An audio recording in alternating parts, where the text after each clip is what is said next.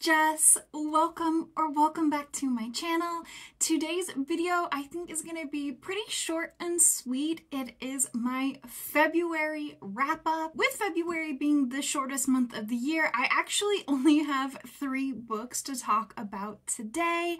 Normally I would start with my book club pick, but that was actually the best book that I read the entire month. Honestly, overall, it was kind of a meh reading month for me, so I'm actually going to start with my least favorite and move to my favorite books for this month so that we don't end on a complete downer. So, the last book that I read in February, I finished this on the 27th, is Suffer the Children by Craig DeLuey. I didn't like this book. I am so sad about the fact that I did not like this book because I genuinely thought that this was like going to be a 4 or 5-star read for me. I really thought that this was going to be a new favorite. It has so many things that I really love. But unfortunately, it was a 2-star read. Suffer the Children is a vampire story, and it is set in our world. Basically, this disease sweeps the entire globe and it kills every single child that has not hit puberty, like 100% of the children. And then 3 days after every single child in the world dies, they are resurrected and they come back to their families, except they are changed and they now want to drink blood. This is an adult horror novel, and it definitely is very disgusting and gruesome at times. I think it did a really good job with the horror elements of this book. That was definitely my favorite part. And I also really loved how this book depicts vampires and like the twist that it puts on the vampires, how like, not like a twist in terms of plot twist, but like the twist that all the children are vampires. That's definitely a very unique way to approach a vampire novel, and I really did love and appreciate that. But overall, the book was unfortunately a huge miss for me. So while I did love the twist on like a vampire tale that took place in here, and I did love the horror elements, this book is really meant to be a tale about family and what do you do for people that you love? What are you willing to sacrifice? What do you do when the end of the world comes knocking at your door? Because, you know, if there are no children, there's no future for the human race. I don't think there's necessarily anything wrong with this book, so I think that it could really work and be a favorite for people.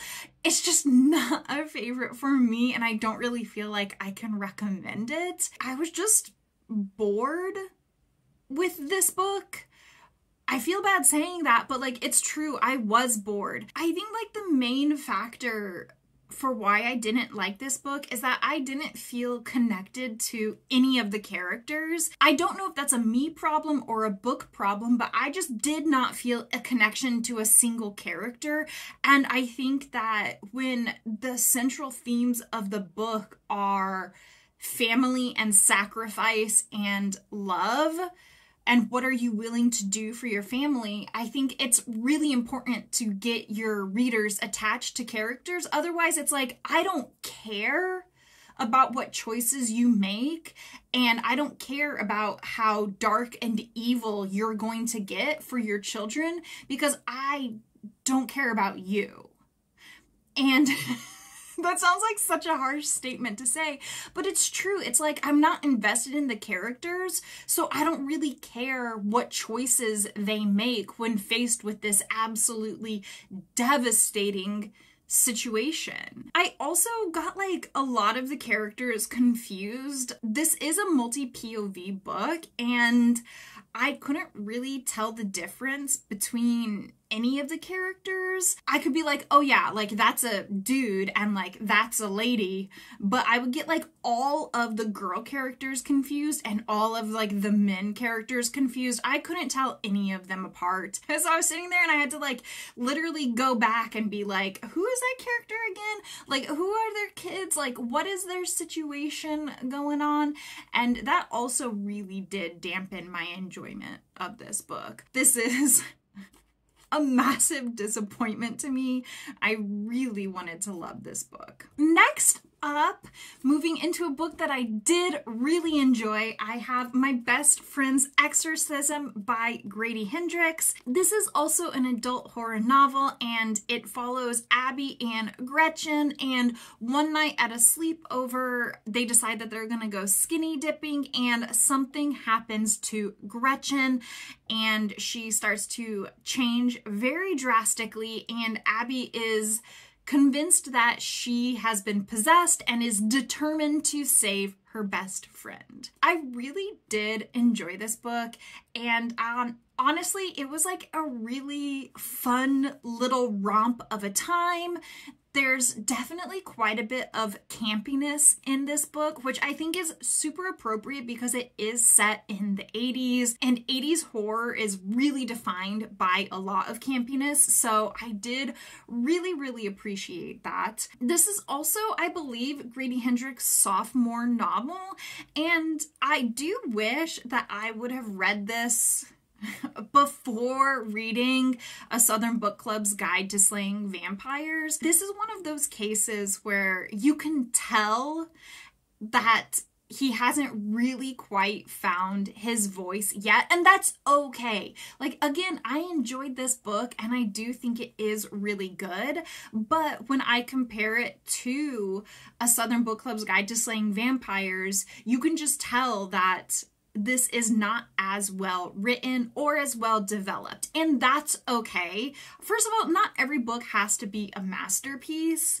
but it's just, you know, I could tell that there was like a little something missing from the Grady Hendrix of today, of his current novels. Even though I had some major issues with the Final Girl support group, the Final Girl support group was also much better written than this book, though they are very different. This book is definitely closer to A Southern Book Club's Guide to Slaying Vampires in terms of like pacing and vibe. I hate using the word vibe, but like honestly it's true, and I think if you've read both books that you will agree with me on that. I just do really enjoy Grady Hendrix's writing style, and while I was reading this, I could see the seeds of like who he is going to become in the present day, and I just did really like that. I also really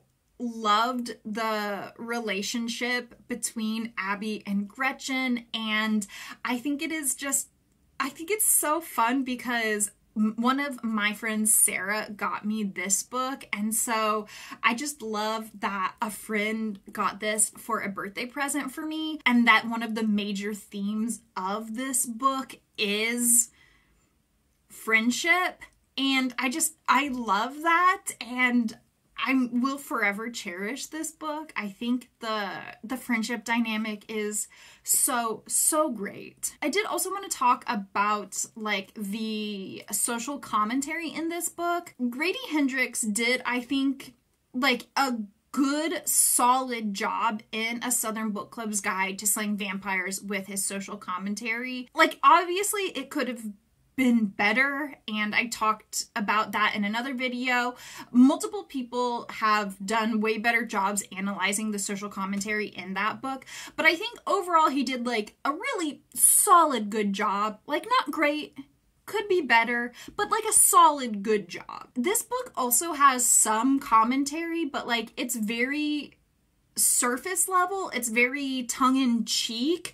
It's really just more pointing out how terrible the 80s were. At least in America, the 80s is a decade that is looked upon very fondly. It's full of nostalgia, and we kind of look on it and the 90s as just like a really good, fun time where everybody was happy. You know, it was a time of like an economic boom in the United States, at least. And so we look back on it as kind of these like really golden, warm, fuzzy decades.